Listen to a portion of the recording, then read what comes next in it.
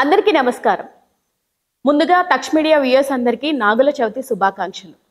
నాగుల చవితి అనగానే చాలా మందికి చాలా సందేహాలు ఉంటాయి.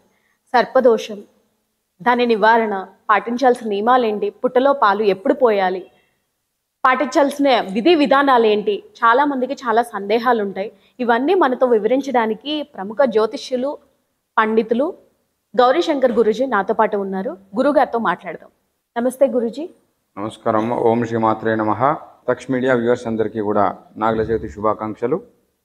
మీకందరికీ కూడా నాగుల చవితి నాడు దాని విధానము, చేసుకోవాల్సినటువంటి ఎందుకు చేస్తాము, ఇవన్నీ కూడా వివరించడం జరుగుతుంది ఈరోజు.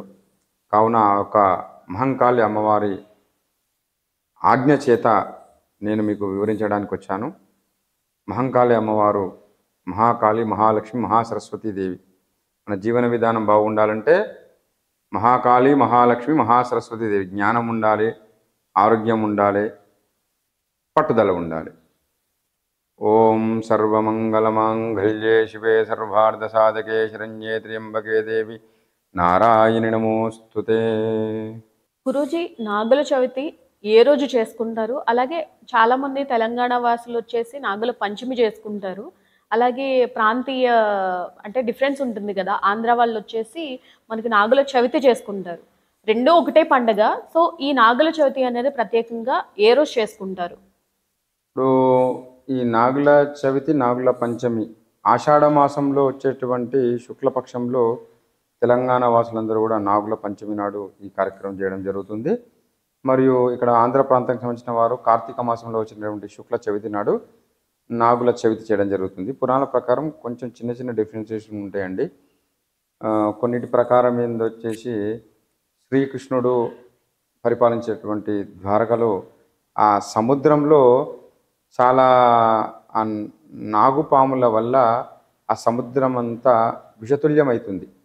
అంటే అక్కడ వాళ్ళు విషం వదిలిపెట్టడం వల్ల ఆ నీళ్లు తాగడానికి పనికి రాకుండా అవుతాయి అన్నమాట. అప్పుడు మానవులందరూ పోయి, అయ్యా ఈ విధంగా మనకు ఇబ్బంది అవుతుంది, తాగడానికి నీళ్లు కూడా లేవు, ఇబ్బంది అవుతుంది, ద్వారక రోజు రోజుకి ధ్వంసమయ్యే అవకాశాలు ఉన్నవి, ఎందుకంటే మనిషి సంచారం లేని ప్రాంతము, అది అడవితో సమానం కదా, మనము బ్రతకాలంటే నీళ్లు ముఖ్యంగా అవసరము, ఇదంతా కూడా విషతుల్యం అవుతుంది అంటే అప్పుడు ఆ యొక్క శ్రీకృష్ణ పరమాత్ముడు పోయి ఆ సర్పంని బయటకు తీసి ఆ సర్పం పైన నాట్యం ఆడడము జరుగుతుంది. అప్పుడు ఆయన ఈ సర్పదేవుడు కూడా ఏం చెప్తాడంటే, నేను అనుకోకుండా అది నా స్వభావం, నేను కావాలని విషతుల్యం చేయలేదండి, అది నా స్వభావము అని చెప్పి ఇప్పటి నుండి కూడా నేను దాన్ని విషతుల్యం చెయ్యను అని చెప్పేసి ఆ యొక్క శ్రీకృష్ణుడికి తన విన్నపాన్ని విన్నవించుకొని వెళ్ళిపోవడం జరుగుతుంది అనమాట. ఆ విధంగా వెళ్ళిపోయి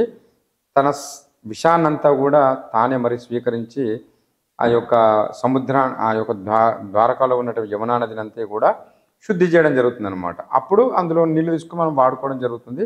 దాన్ని మనం నాగుల చవితిగా మనం పండుగ జరుపుకోవడం జరుగుతుంది అనమాట. మన హిందూ సంప్రదాయ ప్రకారం ఏదైనా మంచి జరిగిన వెంటనే పండుగ జరుపుకుంటాం అనమాట. అందుకోసమే మనకు ఎవరికి లేని పండుగలు మన కాలమాన ప్రకారం నెలకు, 2 నెలలకు, 3 నెలలకు ఒకసారి వస్తూ ఉంటాయి. ఎందుకంటే ఒక బ్యాటరీ రీఛార్జ్ లాగా మనం ఇప్పుడు మొన్న దసరా చేసుకున్నాము, ఇన్ని రోజులు ఒక 15 రోజులు హ్యాపీగా ఉన్నాము. ఆ తర్వాత ఇప్పుడు ఇంకో 15 రోజులకు ఇప్పుడు దీపావళి పండుగ చేసుకుంటాము. ఆ తర్వాత కార్తీక మాసం వస్తుంది. పండుగ చేసుకునేది ఎందుకు అంటే మనము సుఖ సంతోషాలతో కుటుంబంతో కలిసి ఆయురారోగ్యాలతో ఆ దేవుడు ప్రసాదించినటువంటి ఈ యొక్క సంపూర్ణటువంటి ఆయుష్ను మనము అనుభవించి మనం ఆనందంగా ఉండి మన సంస్కృతి సాంప్రదాయాన్ని మన పిల్లలకు తెలియజేయడం కోసం మనం ఈ పండుగ జరుపుకుంటూ ఉంటాం అనమాట. నాగుల చవితి కూడా ఇది వచ్చేసి చెడు అనమాట. ఎక్కువగా చెడు చేసే ఆ యొక్క సర్పము శ్రీకృష్ణుడికి భయపడి ఆ చెడుని అంతా కూడా మళ్ళీ వెనకాలకు తీసుకొని మనకు మంచిని ప్రసాదిస్తుంది. ఆ సంతోషంలో నాగుల చవితి జరుపుకోవడం జరుగుతుంది. ఒక్కొక్క పురాణానికి ఒక్కొక్క సబ్జెక్ట్ ఉంటుంది. మనకు తెలిసినంత వరకు మనం మీకు వివరించడం జరుగుతుందండి. గురుగారు, నాగుల చవితి సందర్భంలో మనము అంటే విశిష్టత, ఆ పురాణాల్లో కథలు ఏమన్నా ఉన్నాయా ప్రతీకగా, నాగుల చవితి ప్రతీకగా? ప్రతిదీ అండి, మనం చేసేటువంటి ప్రతి విధానంలో రామాయణం ప్రకారం ఒక సబ్జెక్ట్ ఉంటుంది, మహాభారతం ప్రకారం ఒక విధానం ఉంటుందండి. ఇప్పుడు ఎందుకంటే ఒక విషయాన్ని నేను ఒక రకంగా చెప్పగలుగుతాం, ఇంకో రకంగా చెప్పగలుగుతారు. విషయం మాత్రం ఒకటే ఉంటుంది. అందులో కొంచెం డిఫరెన్సియేషన్ ఉంటుంది. పూర్వకాలంలో రామజనేయుడు అంటే జనమజేయుడు అనేటువంటి రాజు ఉండేవాడు. ఆ రాజుకి అపరిచితుడు అనేటువంటి పూర్వకాలంలో ఒక రాజు జనమజేయుడు అనేటువంటి రాజు ఉండేవాడు. అతని తండ్రి పేరు పరిచితుడు. ఈయన ఏం చేస్తాడు, ఒకరోజు అడవికి వెళ్తే అనుకోని సమయంలో ఒక సర్పకాటుకు గురవుతాడండి. ఆయన దగ్గర ఎవరు ఉండరు ఆ సమయానికి. ఆ సర్పకాటుకు గురయ్యేసరికి ఆయన మరణించడం జరుగుతుంది. తన తండ్రి మరణించినటువంటి ఆవేదనలో ఆయన సర్పయజ్ఞం తలపెడతాడు. ఎవరికైనా కోపం వస్తుంది కదా సహజంగా, తండ్రి మరణించిండే ఒక సర్పం వల్ల అంటే. అందుకోసం ఆయన సర్పయజ్ఞం చేస్తే ఆ సర్పయజ్ఞంలో యజ్ఞం చేయడం వల్ల ఏంటంటే అన్ని సర్పాలు అందులో వేసి దహనం చేస్తూ ఉంటాడు.